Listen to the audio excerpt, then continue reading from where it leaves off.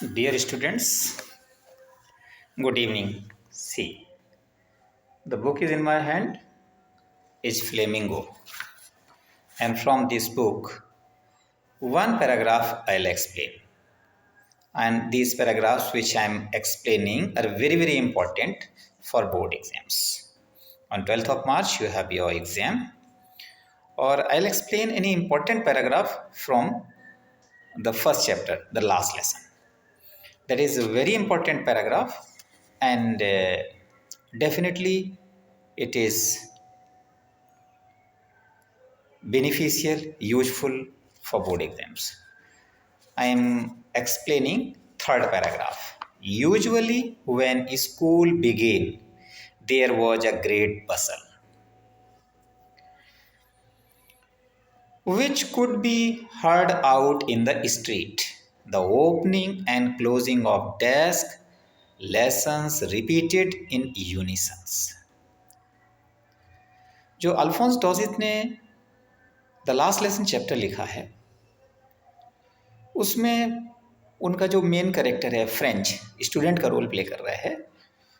वो एक्सप्लेन करता है कि आमतौर पे जब स्कूल शुरू होता था तो बहुत शोर शराबा सुनाई पड़ता था और which could be heard in the street out in the street बाहर सड़क पे वो शोर शराबा सुना जा सकता था क्लास के अंदर जो शोर शराबा होता था उसे आप सड़क पे सुन सकते थे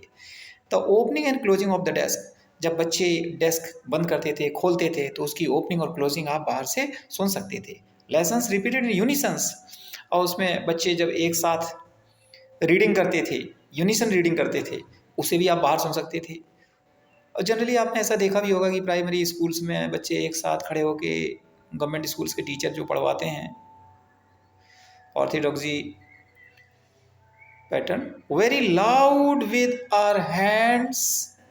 over our ears to understand better ये बहुत ज़ोर से सुनाई दिया करते हैं इस तरह की नॉइजेस और जनरली बच्चे क्या करते हैं कि कानों में उंगली रख लेते हैं और फिर इसको सुनते हैं तभी समझ में आता है and the teachers great ruler rapping on the table और जिस स्कूल में ये पढ़ते थे फ्रेंच उस स्कूल में बताते हैं जो टीचर थे वो हमेशा टेबल पे रूलर पटकते रहते थे